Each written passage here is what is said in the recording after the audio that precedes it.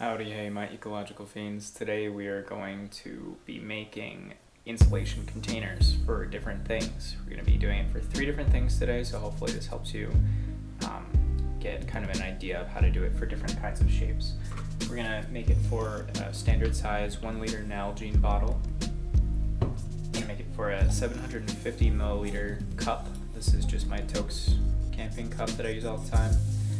And then we're also going to make it for your standard food pouch size. This is just about the most common size for dehydrated food for camping. So the purpose of a container like this is to help it retain temperature, whether that's hot or cold. If you saw my EDC video, you know that this is my regular backpack for guiding. And inside of here I have this. This is essentially what we're going to be making on a slightly smaller scale. So what I've done here is I've gotten this reflective material. It's called reflectix. It's essentially bubble wrap with a layer of insulative reflection material on both sides. So it's slightly more insulating than regular old bubble wrap. So what I use this for at work, because I live in Moab, is I use it for my water bladder with ice in it. So you can see I have some Velcro tape here, and then my water bladder fits right inside there. And so I can put ice in here and it'll stay for 2 days if I leave it alone and I don't drink any of it, which I think is pretty cool. And it'll also protect your material. That's not so important with these things, but especially with these Osprey lightweight water bladders, they can be really fragile. So by putting it in here, spiky things, desert thorns, prickly pear, anything spiky like that can't actually get to this because it's got to go through this first. Osprey in particular makes a bunch of these for their water bladders. It's about $45, I think, for this kind of thing. And all materials included, we can make this for about $4. Not to take business away from Osprey. They're one of the best companies for outdoor products out there, but we're not made of money. So to do this today, you're gonna need a couple of things. The first thing you're gonna need is reflectix. This is sold in huge sheets. They're usually about 30 feet long and about 5 feet tall, and that's because it's used as an insulation material inside of RVs and trailers, and nowadays a whole lot of vans. But if you don't want to buy that much, like if you just want to make what we're doing today, then you can buy a reflective panel for a windshield in your car because it's made of the same stuff. If you buy it on the roll, I think it's a little bit thicker, a little bit higher quality, and you don't have a design on one side, so you're actually using less plastic. But if you just need a little bit, this is ultimately, that path is ultimately less waste. So aside from that, you're also going to need a marker, Sharpie, make sure you throw it, and then it doesn't have to be a measuring tape, but some kind of straight edge. You're going to need duct tape or some sort of strong tape. I'm using gaffer tape today because I like the way the yellow looks on the silver. And then this is optional, but I like to put a little bit of Velcro tape on there to add a feature onto it, but keep in mind it also adds a little bit of weight. So put the camera up there and let's get started. I don't actually know if we're going to have enough material for all of this, so we'll see what happens. We've got this much. We'll start off here, I think, with this guy, because this is going to need some Velcro, and this will probably be our second most complicated design, the Nalgene being our simplest.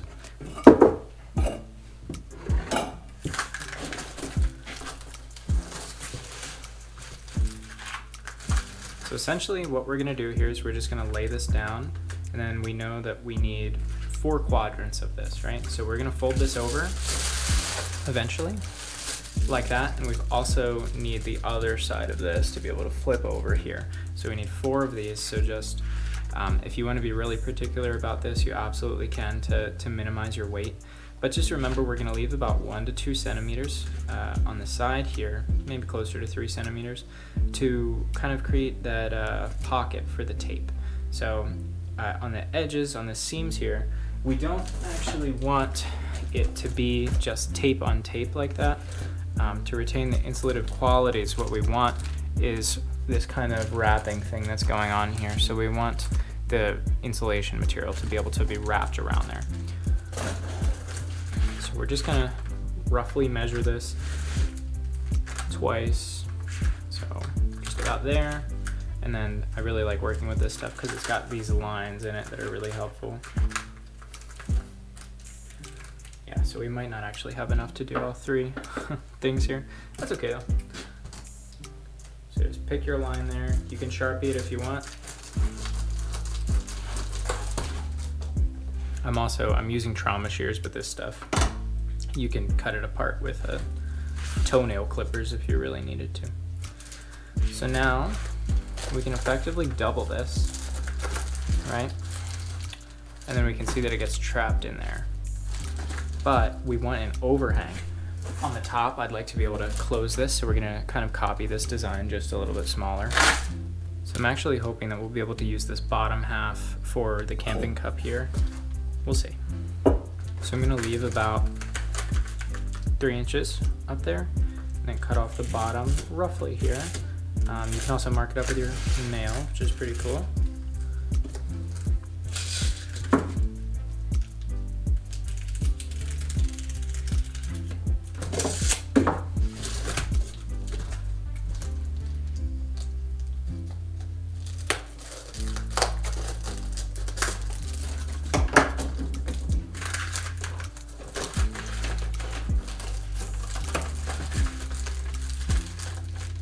So now we've got this nice little container here for this.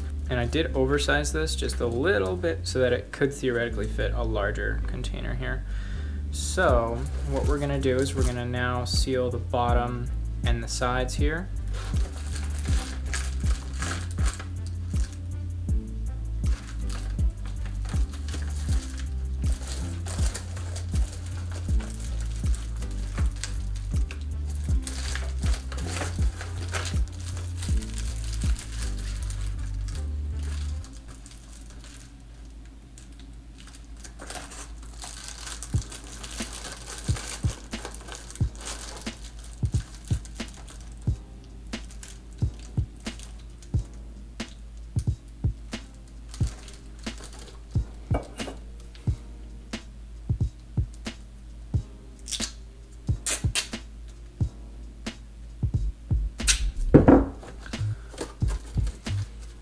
So I'm gonna leave a little bit of an overhang right here, just this part right here. And then we're gonna squeeze this shut.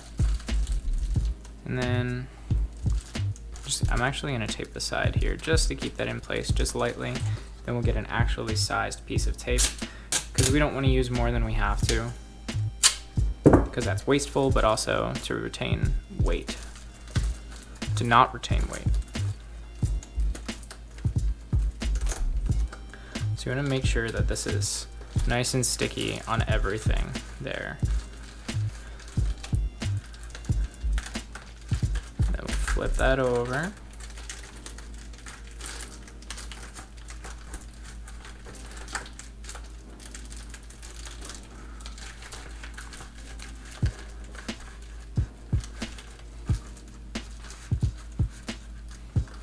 Awesome. So what we'll do here is we'll cut this part. We'll make sure that this is nice and pretty right there. Nice and closed up. Then we'll unfold this piece because we don't want to waste anything. And we're going to make another cut here, however big you want that overhang to be. You are going to have to cut through some bubble wrap. Unfortunately, that's just the way it goes, but you can avoid some of that by following these contour lines here and by cutting along those. So now we've got a little lip that we can fold over, which is pretty sweet. And so what we need to do to prevent this thing from aging and falling apart super quickly is we need to cover these with tape. And so by making this wraparound on the side here, which we haven't taped yet, we've done two things. We've reduced the amount of tape that we need by creating one surface that needs to be taped rather than these two surfaces. And we've also increased the insulation value by eliminating a spot that heat can escape. This was kind of unavoidable on this bottom section here, but this is more likely for heat to escape through there.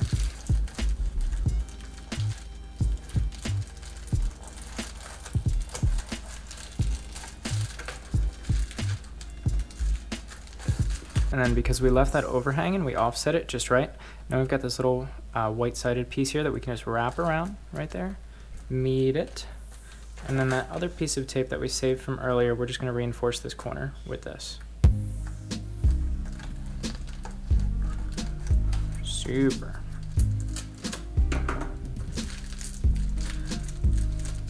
I'm gonna do the same thing over here, just a small little cut. Super.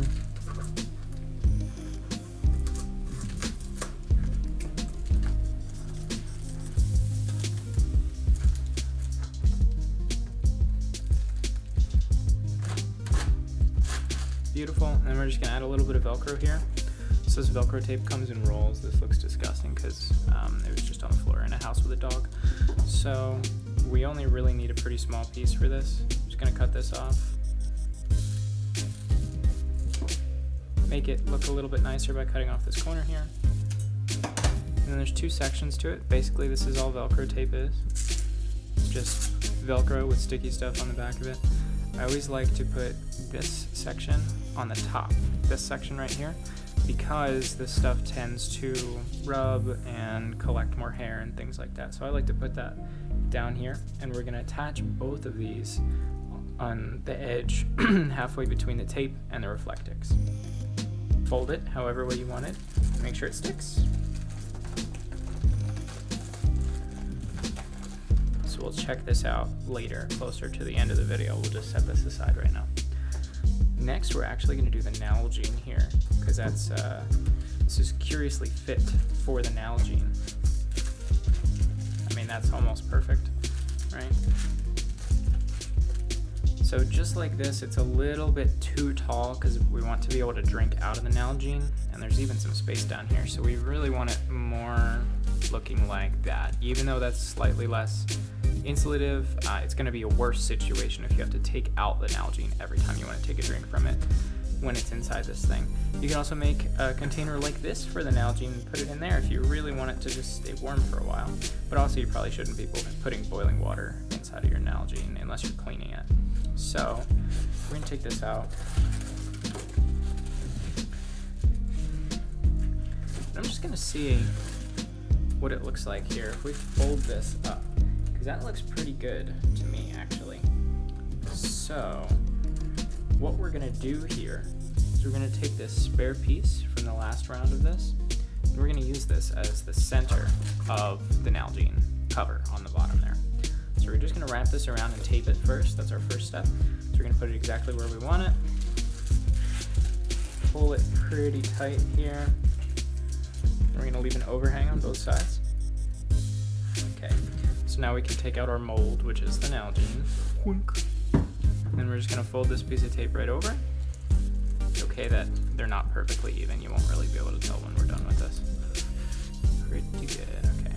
So now we're going to put the Nalgene back in here. And the next step for us to do is we're going to fold in this bottom right here. So basically we're just going to be connecting it into the middle like that to make it almost perfect. There goes the microphone. So we're going to be folding this over like this and taping it. But first what we're going to do is we're going to stick a little section of that leftover stuff right in there. So we're just going to cut this. We're going to use this piece of tape here. Just going to rip it in half because we don't want to waste anything. Make it a little sticky.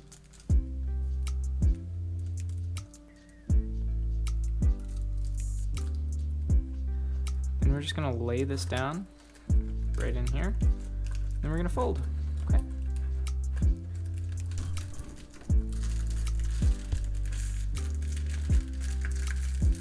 Nice. We're going to hold that with one hand. Put a piece of tape in the center here.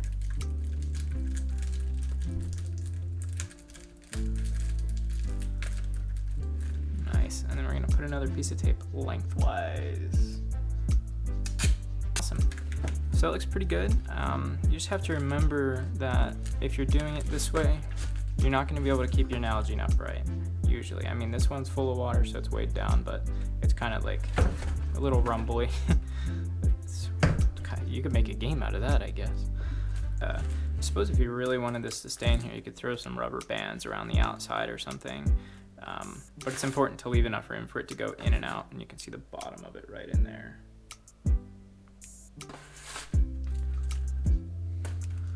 So I know I said that we'll be making 3 different insulation containers today, but one of the principles of existing outside and carrying everything on your back or in your car or anything like that is everything having a multi-purpose use. So I'm about to show you something really, really cool that hopefully you didn't see coming. So we take this out, and this is how I store it in my backpack. Okay, just like that. So what we're gonna do is we're gonna take this, drop it in here, past the handles, okay? Then we're just gonna pull the Nalgene out. Awesome. And the camping cup is slightly bigger, otherwise the Nalgene wouldn't be able to fit inside of it. And so we have a much better seal, actually. This sucker ain't coming out, so it's essentially like a big cup here.